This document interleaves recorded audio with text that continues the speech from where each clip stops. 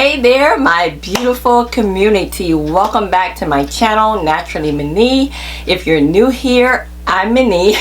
Welcome. And if you're one of my old faithfuls from back when I used to do natural hair videos, welcome back. I know it's been a while, but I wanted to jump on and let you guys know that 2 years ago, well actually 2.5 years ago, I took the leap and I retired at the age of 51.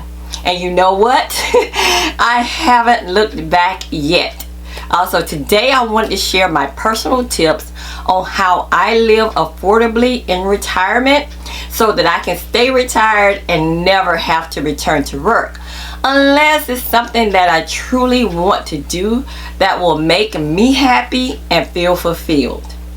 Now trust me, these are the tips that have helped me transition from work life hustle to a full-time me time, which is great. So let's dive into my 10 tips that I use to keep me retired. Tip number 1. My first tip is all about eating simply and shopping wisely. Now I used to dine out a lot. I used to love it. Who doesn't? But when I looked at how much I was spending, I knew I had to make a change. So now I shop with intention. I buy fresh produce. I get some pantry staples, and I plan my meals that will stretch throughout the week. Now, if you don't know, cooking isn't my strong suit. So I make meals that last me maybe 3 to 4 days. And when I cook at home, what I like about it is that not only do I save money, but I get to control exactly what goes into my food, which goes into my body. So it's a game changer for my health as well. So who needs a gym when you have the great outdoors, So my second tip is that I exercise at home or I go outdoors and do something.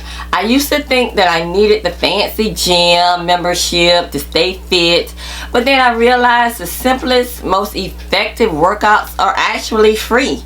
So walking in the park has become one of my favorite forms of exercises.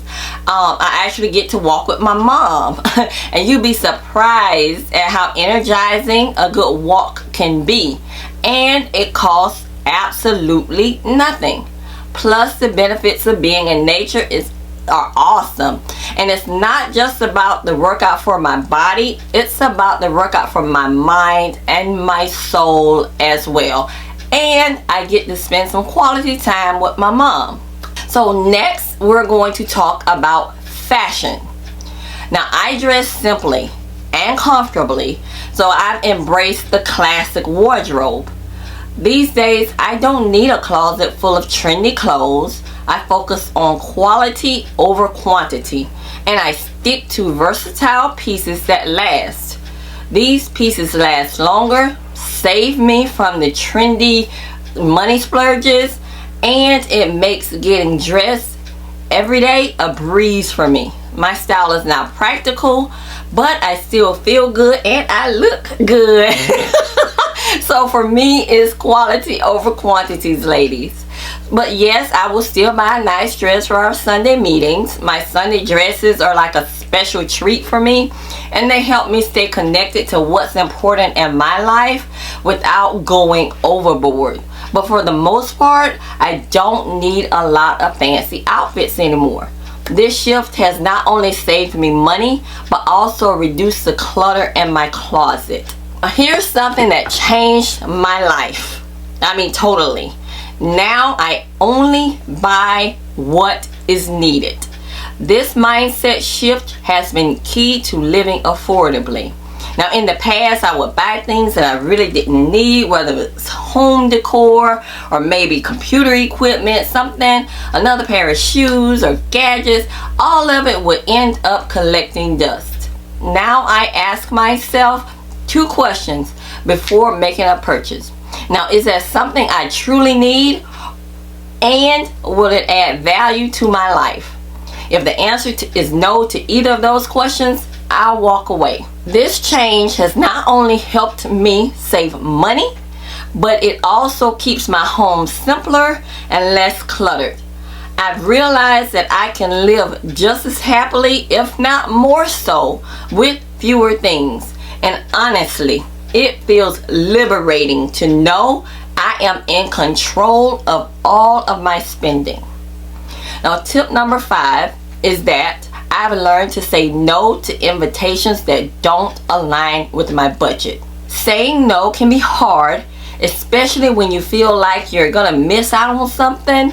But in retirement, I've learned to prioritize what's important to me, including my financial peace. If an event, dinner, weekend getaway, anything doesn't quite fit into my budget, I politely decline. Instead, if possible, I might suggest some alternatives like hosting a potluck dinner at my home or meeting them for coffee at another time. But I've learned to let go of the pressure to attend everything, and I don't feel guilty about it anymore. The truth is, when you say no to things that drain your resources, you're saying yes to things that truly matter. My peace of mind matters for my long-term goals. Tip number 6 is that I split big purchases up over several months. Large purchases can be daunting, but when something is necessary, I found that breaking the payment into smaller payments helps me and my budget. So whether it's home improvements, a new appliance, or something that's just been on my wish list like a trip, I spread the cost over a few months. Now, this allows me to manage my budget better without dipping too much into my savings or my retirement funds. So many retailers now offer payment plans, or like me, you can set up your own system by putting aside a bit of money each month. By planning ahead for big purchases, I avoid the stress of a large sudden expense. Helps me keep my anxiety down. Now, my number 7 is I buy fewer books. Now, if you know me, you know books, that's my love language, and buying new books, that's not so much my love language anymore. Now I've found ways to kind of feed my reading habit without spending a fortune. These days I focus on my free resources like my local library.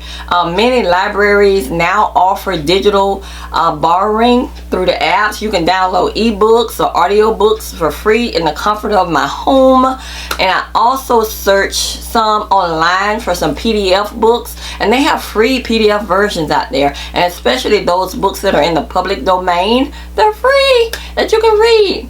But when I do decide to buy a book, I buy it and I do not feel guilty about it because I know that I've planned for the expense. And this way I still enjoy my passion for reading without overspending or going over my budget. Now, number 8, I have reduced makeup, skincare, and hair care products. Over time, I've realized I don't need nearly as much stuff as I was buying. I've simplified my skincare and my makeup routines, sticking to the basics. Cleanser, moisturizer, sunscreen, and a couple of makeup essentials. Now, the same goes for my hair care. I use what I have, and I've cut down on buying new products unless it's absolutely necessary for me. Now, this shift not only saves me money, but it also keeps my beauty routine low maintenance and less stressful. Now, it feels good to focus on what works and let go of the excess. Tip number 9 is that I stay healthy to reduce doctor visits. Maintaining my health became a top priority in retirement, not just for my well-being, but also for my wallet. Regular exercise, eating a balanced diet, and keeping up with preventative care helps me avoid more serious issues down the road. Now, I schedule my annual checkups.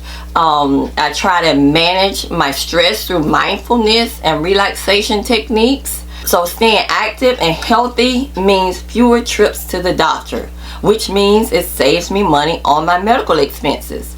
Plus, I feel more energized and capable of enjoying a life to the absolute fullest.